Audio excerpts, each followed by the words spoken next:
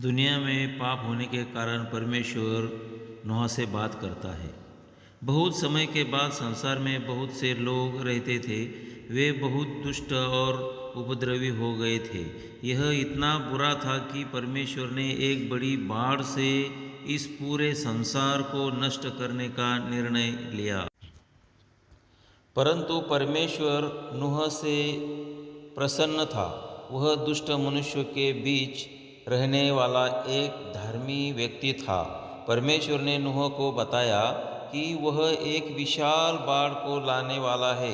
इस कारण उसने नूह से एक बड़ी नाव बनाने के लिए कहा। परमेश्वर ने नूह को लगभग 140 मीटर लंबी, 23 मीटर चौड़ी और 13.5 मीटर ऊंची नाव बनाने के लिए कहा। नूह को उसे लकड़ी से बनाना था और उसमें 3 तल, बहुत से कमरे, एक छत और एक खिड़की बनानी थी। वह नाव नूह, उसके परिवार और भूमि के हर प्रकार के जानवरों को उस बाढ़ से सुरक्षित रखेगी। नूह ने परमेश्वर की बात मानी। उसने और उसके पुत्रों ने वैसी ही नाव बनाई जैसी परमेश्वर ने बताई थी। क्योंकि वह नाव बहुत बड़ी थी, इसीलिए उसे बनाने में कई वर्ष लगे। नूह ने लोगों को आने वाली बाढ़ के विषय में चेतावनी दी और उनको परमेश्वर की ओर फिरने के लिए कहा, परंतु उन्होंने उस पर विश्वास नहीं किया। परमेश्वर ने नूह और उसके परिवार को अपने लिए और जानवरों के लिए पर्याप्त भोजन इकट्ठा करने का आदेश भी दिया। जब सब कुछ तैयार था तो परमेश्वर ने नूह से कहा कि यह समय उसके उसके उसकी पत्नी के, उसके 3 पुत्रों के और उनकी पत्नियों के कुल मिलाकर 8 जनों के नाव में जाने का था। परमेश्वर ने हर जानवर और पक्षी के नर और मादा को नूह के पास भेजा ताकि वे नाव में जा सके और बाढ़ के दौरान सुरक्षित रह सके। परमेश्वर ने ऐसे हर प्रकार के जानवरों के साथ नर और 7 मादाओं को भेजा जिनको बलि चढ़ाने के लिए उपयोग किया जा सके। जब वे सब नाव में पहुंच गए तो स्वयं परमेश्वर ने नाव के द्वार को बंद कर दिया। तब बारिश होना आरंभ हुआ और बारिश होती गई। बिना रुके 40 दिन और 40 रातों तक बारिश होती रही।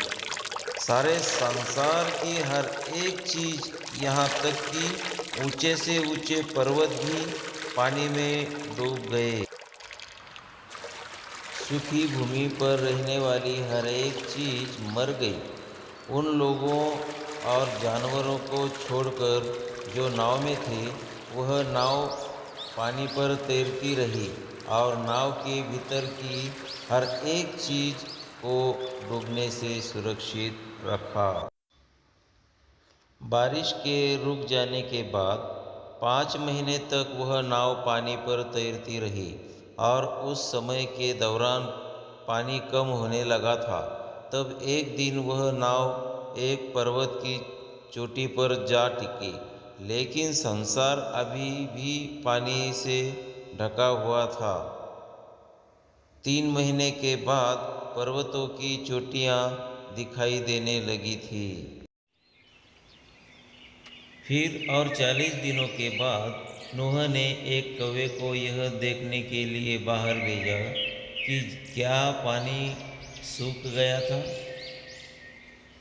वह कौवा सूखी भूमि की खोज में इधर उधर उड़ता रहा, परंतु उसे ऐसा कोई स्थान नहीं मिला। फिर बाद में नूह ने एक कबूतर को बाहर भेजा, परंतु उसे भी कोई सूखी भूमि न मिली। इसीलिए वह नूह के पास वापस आया। 1 सप्ताह के बाद उसने उस कबूतर को फिर से भेजा। और वह अपने चोंच में जैतून की एक शाखा लिए हुए वापिस आया। पानी घट रहा था और पौधे फिर से उगने लगे। नूह ने 1 सप्ताह और प्रतीक्षा की और तीसरे बार उस कबूतर को बाहर भेजा। इस बार उसे ठहरने का स्थान मिल गया और वह वापस नहीं आया।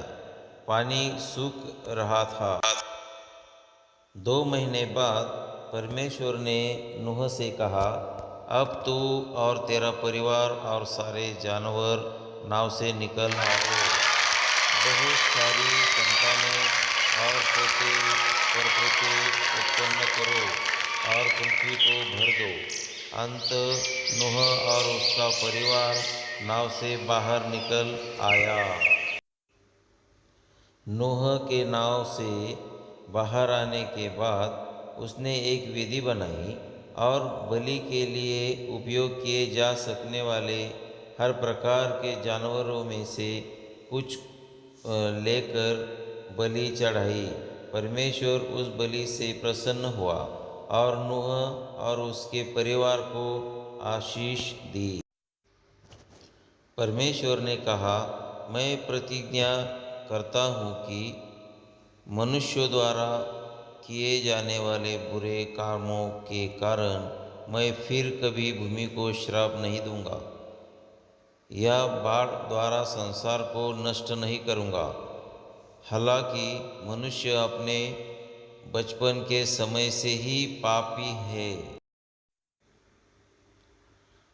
फिर परमेश्वर ने अपनी वाचा के चिन्ह के रूप में प्रथम मेघधनुष्य को बनाया।